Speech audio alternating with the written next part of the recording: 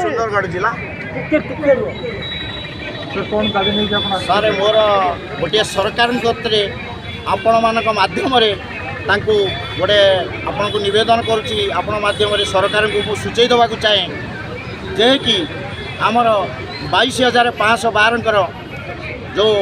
modality सरकार बाहर करते जे आमर राज्यपाल महोदय अनुमोदन करते से 18,542 शिक्षक को रेगुलाइज करागला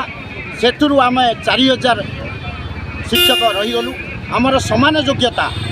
शिक्षागत समान योग्यता थाई आज से माने सही जगार बसिक 35,000 पाँच आम से जगार बसिक 7,000 पाँच 2017 ठारू 1/3/2017 ठूँ आज पर्यंत सरकार आमर कौन कथा बुझिले ना जेहेतु 2017 गोटे विकास परिषद नामक जड़े से केस करदे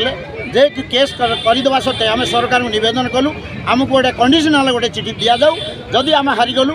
सेटा अलग कथा कंडीशनल दिया सरकार कहले आम यहाँ विचार को नियाजिवो सरकार आ विषय पातरंतर नीति करके आम कथा कौन शुणिले ना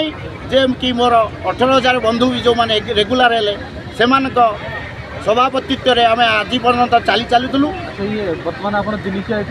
ना आम जो पर्यंत सरकार आम दाबी पूरण न करिसेंती आम यही राजरास्ता बसी रहीबू आम दरकार पड़े आम पिला छुआ को आणिक राजरास्ता बसिया आम प्रस्तुत होगी आसचु दीर्घ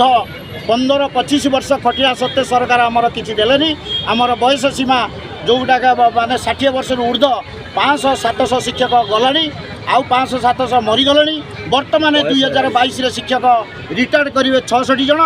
जेहेतु आमर भी तापर पाड़ी पड़ जाऊँगी आम सरकार जो नवेदन करुचु जे कि आमर 2001-3-2017 आमर जो अनुदान राशि 22,500 बदल अच्छी से अनुदान को आमको नियमित करा जाऊ नियमित कले आम राजरास्ता ओल्लै जीवु जदि सरकार न शुणे आम आगामी दिन में फाइनाल करके आसचु राजरास्ता बसिया माइंड प्रस्तुत करके आसचु दीर्घ दिन